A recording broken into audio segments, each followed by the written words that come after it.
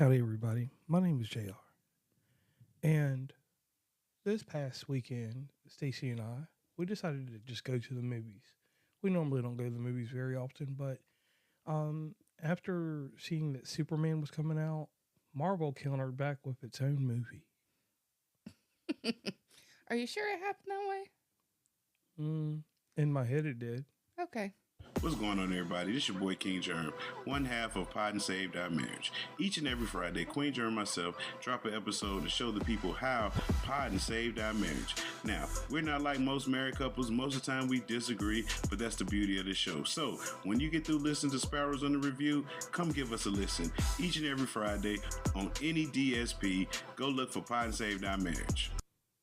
Well, everybody, we're back. We're actually in the studio for the first time in a long ass time, right? Yeah, it's been a while. With the actual white roadcaster.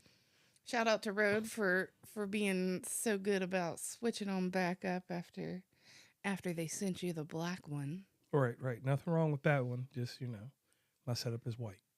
Now, the Fantastic Four, the first steps. Stacey. Yes. How did you get involved with this movie? Oh, good Lord. Anybody that knows, obviously knows that you drugged me there. Now, granted, I did see a couple previews and I thought it would be okay. I'm not huge on Marvel because I don't have the attention span and I don't have the memory capacity to remember all of it and follow it. And like there's stuff where I can pick a person and you can tell me their whole story. And I don't have that capacity in my head right now.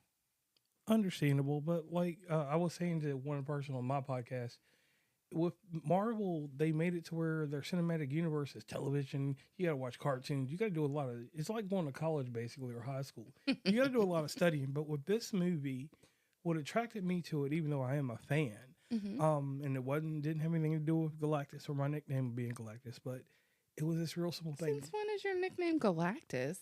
Man, I've always been called Galactus. I'm the conqueror of worlds. You ain't never seen every galactic place to be everywhere.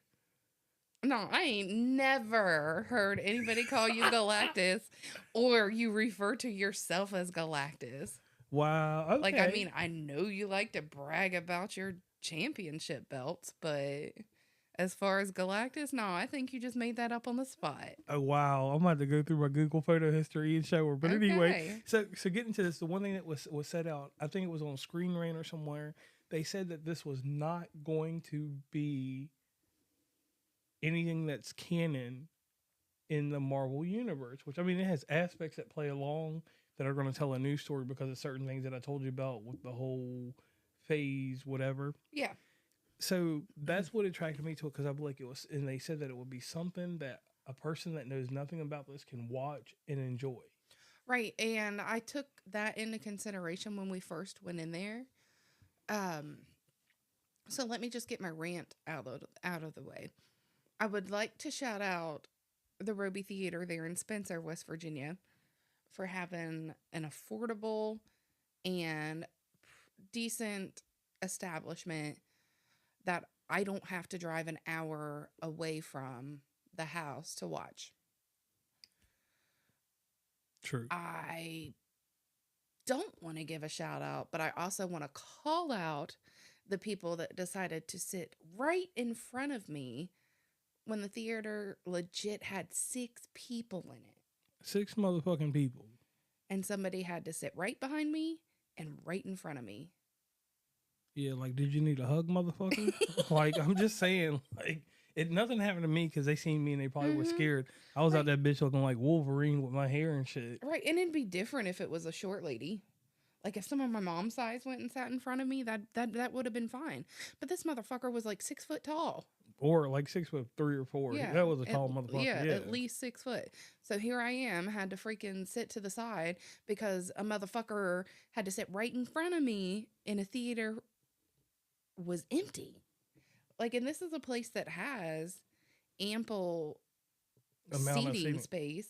And it's got a damn balcony. Like you exactly. It's not like you're going to like a Regal theater and you have that many seats, but you could fit a good 30, 40 people in there with no problem, and you still have space for, you know, breathing room. True, true. But like you said, I went into this knowing and hoping that I didn't have to know a whole lot from the past. And I feel like they explained enough to keep me interested and wanting me to watch the next one. So 100%, I'm going to say this to anybody that has been watching the tried and true superhero films. Mm-hmm. This was not a tried and true superhero film. This movie took a whole different aspect to how they did their storytelling. And some people are going to counter this with the Superman talk, and we won't do that on this show. Well, we can do that on the sidebar if you catch me on social media somewhere. But what I liked about this was, like I said, when we jumped right into it, it gave you, they were already had their superpowers. Right. They did but it. There was like little flashbacks in it, right? Yeah, there were little flashbacks at the very beginning and different things. So they told the story of the cosmic power in a way that made sense for people. But they didn't go heavy into it. They didn't make you have to become a scientist to understand it. Right. It was kind of like I said, it gave you enough information to where you would understand what was going on, and that I liked the little storytelling. It was kind of like one of those movies of, how did you say it? The alternate universe. And this was their version of World or Earth 828. So I kind of like, yeah, I could have known the stuff that was going on before and all of that stuff, and knew a little bit more of what was going on. But I also didn't have to know anything else to enjoy this. And I'll say this, like the one thing like that got me about this, and I didn't realize this is starting phase 6 of the Marvel Cinematic Universe. This movie starts it off, and then after this movie's done, there will be a new Spider-Man movie, a new Avengers movie, another Avengers movie. Now, of course, remember, this is all Wikipedia information. This is not confirmed or insider information. So you can head on over there and see what we're seeing if you want to follow along with us. And we all know about the whole deal about the Wonder Man and certain things like that, and then the Daredevil TV show and Vision stuff. So that's stuff that's all tied into it, and also your neighborhood friendly Spider-Man, which was a cartoon we watched, including, so it's a lot going on there. And with that, I'm happy to say, like, the way that they started phase 6, it was very well. This movie took a retro feel to it. Like it if you're not from that time period, which we're not, looking at it and knowing that this was set to be in the 60s with the future technology they had after, I did do a little reading afterwards. Like, the movie was fast paced. It wasn't a very long Marvel movie. I think runtime was like 114 minutes maybe, or a little bit less. So it was a good in and out movie. It wasn't like I had to sit there and give up all of my life to watch this. And that's one thing I'm glad that they took into Inception for this. Now, I will tell you this. A lot of people have to be very careful with this, because some people don't understand that this is technically, they call it the second reboot, but there's 3 set of movies now for Fantastic Four, and the other 2 do not count in the Marvel Cinematic Universe, or at least on this storyline. Yeah. Or did they not count as Marvel at all? They don't count as Marvel at all. Like, Marvel, they were done outside of Disney. So some people will recognize them, and the last one was like a horror. Like, I'm talking about, they had the characters wild. So I will tell you this: if you want source material that is quick to handle this, if you need an education on Silver Surfer, I would tell you, before we get into this, you can watch the animated series. It's like 12 episodes, and then you can even go back to the original Fantastic Four cartoon, not the 1960s joint. I'm talking about the one from 1994 or 96. You can watch the first 4 episodes of either one of those if you need origin stories, and they're very thorough if you have to have the history. I'm not telling you to go read every comic book, but... Well, I will say, watching this movie made me interested in those things, because I know I've seen you play the Silver Surfer on whatever streaming service it's on, And I know that there's another two things that you watch that doesn't necessarily have to go along with this, but it makes you understand a little bit better of those things. And like I said, seeing this movie made me want to watch those things. Okay, and I can go with that too because the thing I like about it was it had short comedy in certain spots. Yeah. When you got to the characters, let's go through that roll call real quick. Reed Richards is played by Pedro Pedro Pascal. And Reed Richards, his ability is he can stretch, and he was already a very highly sophisticated scientist. He was highly intelligent before going in, and all of them were astronauts. You have his wife, Sue Richards, or Susan, is it, if you want to call her that. I call her Sue. Sue Storm. Yeah, Sue Storm. So, yeah, Sue Storm. Oh, yeah. Are they married yet? My bad. Damn, I'm going too deep. All right. So she's the brother to Johnny. Johnny is the fire guy, Human Torch.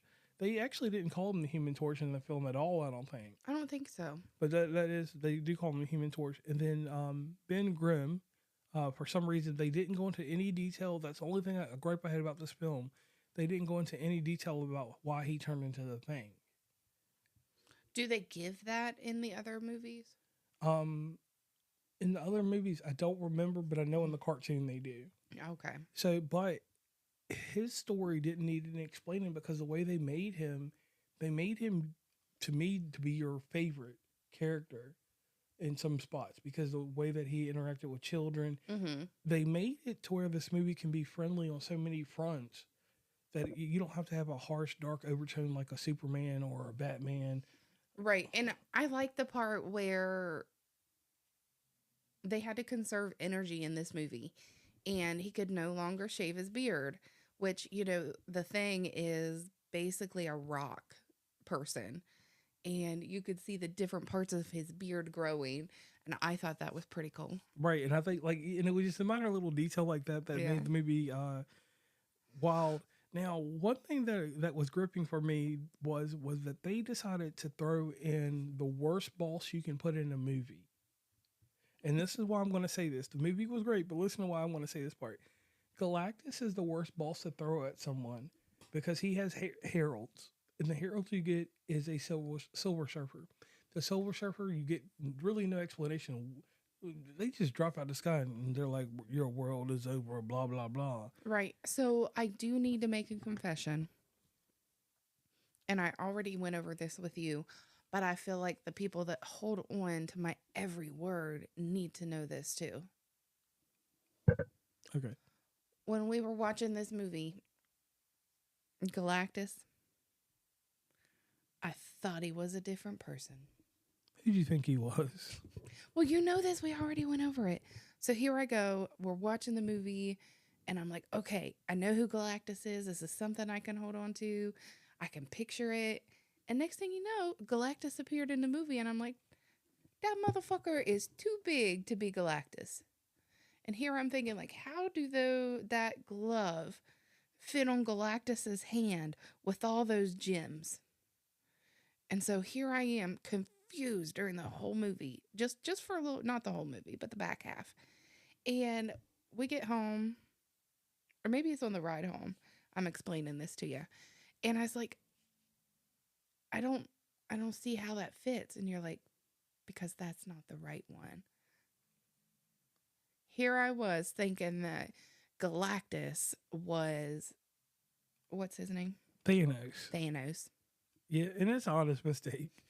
A kind of funny one. So, like one little tidbit, you get another villain in this movie called Mole Man. Mole Man, huh? Nothing. What? Nothing. Go on. Well, you get Mole Man in this movie, and Mole Man literally he only has like 30 seconds of being a villain, and then him and Sue Richards negotiate a deal, and he goes back underground, and he's cool. Now, going back over to Silver Surfer, the story that they put in line is the story of Shala Bell, which everyone knows that they flipped the story for the female or the male. They're from the same planet as Zenlon. They're scientists. So that's something that was pretty interesting. I like that they used this Silver Surfer over any other one because it kind of gives you an aspect of whoa. Well, I mean, it made it make sense because, what's his name? The Johnny Storm, you know, there was that, those feelings there for the Silver Surfer. So, I mean, I guess it wouldn't be too weird, but to me, it made more sense to have it as a female than a male because that's just not something you automatically think of in your head. Okay. With the storyline that they played. Now, one other thing that ties into this that I like to talk about, this is just for the nerds involved in this, and I'm a nerd too. This is the first actual undertaking of mutants. This is the way that you realize that, hey, we're getting to X-Men, we're going to get to the mutants because they're tying this all together. So the movie progresses in a good manner. I don't want to spoil the story if you haven't gone to see it, but I will say that the forces that be, obviously, the world, held the Fantastic Four to a high regard for a while, and then they didn't ever truly turn their backs on them, but they kind of just decided, like, hey,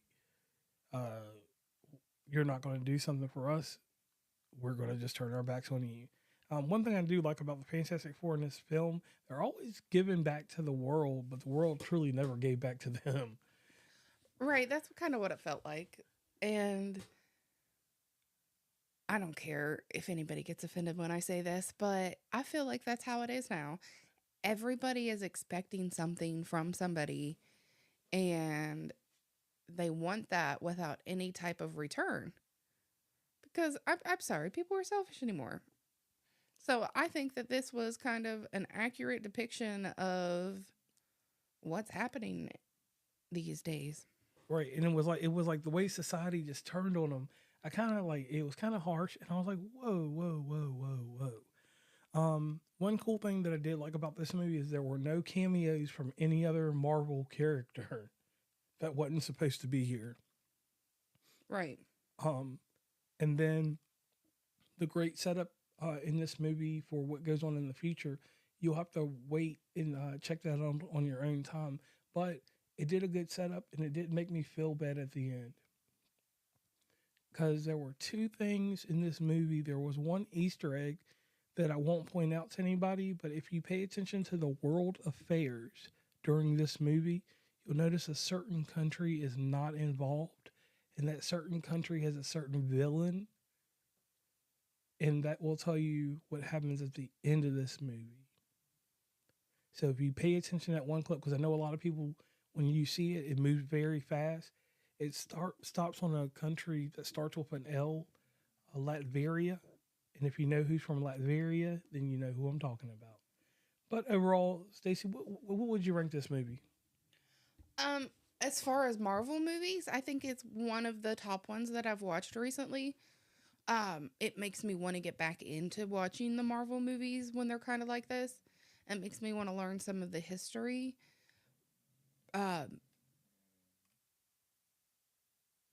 Sorry guys, my dog started snoring. Hopefully you can't hear it, but it makes me kind of excited for the sequel if they're able to complete all of that. Yeah, me too, Bear. And I hope that it goes further. This will go in my collection. Obviously, I'm a big Fantastic Four fan to a degree, mainly the villain and Silver Surfer. I do want to say something like probably like 3 or 4 years ago. I got it in my closet. Mm-hmm. Stacey bought me this big old Galactus and had a tiny Silver Surfer. It's a Funko Pop, and it's like this big. You can't. I'm showing you guys, and you're not seeing me, but it was a fairly big thing, and I don't even think she realized what it was. And I didn't get a chance to take it out the closet and show it to her and explain to her, because now her thinking about it, she realizes like, hey, yeah, I did get that for him. And either way, I'll say this movie is going to go down. It's going to start a new phase of Marvel. I'm going to give it its props there. Thank you for not being the same dull movie that made so many of us turn away from Black Widow. Straight up. I'm glad that they didn't make it feel like a task. Like, and you kind of understand what I say when I say that. Like, you know how okay, I have to watch. You pulled that stuff up the other day for me. The first movie in the Marvel sign, I have to watch that movie to make everything make sense. And I have to watch this movie and this one and this one. And to me, this one felt like I wasn't pressured to watch it because it wasn't horrible. Some of the other Marvel movies were getting kind of like, I'm only watching this because I need it to make sense in the sequence. Right. Some of them are cringy. And one other little tie-in I want to give to Galactus, if you've seen the Eternals, like I said, it's not a task, but like I said, I like how if you do watch everything, you know these things, and if you don't, when you've seen bits and pieces, but we actually watched the Eternals because that was like the COVID movie. Well, what I'm saying is like this one, I would be okay with adding it in my line because it was good. Okay. Like, I can throw it in there in my timeline when we sit down and start doing Marvel Mondays. And if that's what we decide to do, and, I'll be okay adding this one in because I know I enjoyed it. And it's going to be a recommended one. Like, it's not like, what'd you say? Was it the Black Widow one? Yeah, Black Widow one's the one. Which one? Is that the one with, the lady from 50 Shades of Grey? No. Which one was hers? Madam Web. Madam Web. Yeah. So it's not like Madam Web and I have to force myself to get through it to watch it, but it's one I enjoy. And I'm like, okay, let's watch this one so we can get it in order. Okay. So let's go over some box office numbers because we do those. So this only received an 87% on Rotten Tomatoes. Which is higher than Superman. Whatever. It received an A- on Cinema Score. I'm hoping these numbers just haven't been updated because this would suck so far, or it does suck so far. Budget, $200 million. Right. Now, on July 22nd... Hold on. Box office, $106.2 million. Right. And that's with the... that is... Because we're doing this really early. We are, aren't we? This is on July 27th. And the movie released on the 25th. So it's saying that... So I guess they've earned half of their money back. Yeah, they're saying basically with what goes on overseas, this movie will finish out with $210 million by its opening weekend. Its preview window, it made $24.4 million. That's the biggest preview box office of this year, surpassing Superman, which was released 2 weeks earlier. It collected $57 million on that day, ranking it below a Minecraft movie as the second highest opening movie of 2025. And the reason I'm relating this is if you do come over to the great podcast of West Virginia and Commonplace, I will be talking to people that have worked on a Minecraft movie and Superman on my show. Yeah. Just a little quick plug and tie-in. And they will tell you that this has been the most heated race for films this year. This is the return of box office. I didn't say cinema, but box office. Like, you're going to have movies out here pushing the envelope. So let's get ready for this fall season and see how we can get out here and support theaters and everything else there. Alrighty. And on that note, I want to thank everybody for tuning in.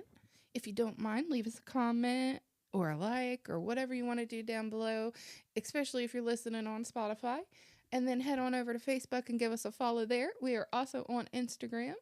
And if you have any suggestions or any type of help when it comes to watching all of these Marvel movies as someone that has a short attention span, feel free to send us a message on Instagram or send us an email at sparrowsunderreview@gmail.com. My name is Stacey. And I'm JR.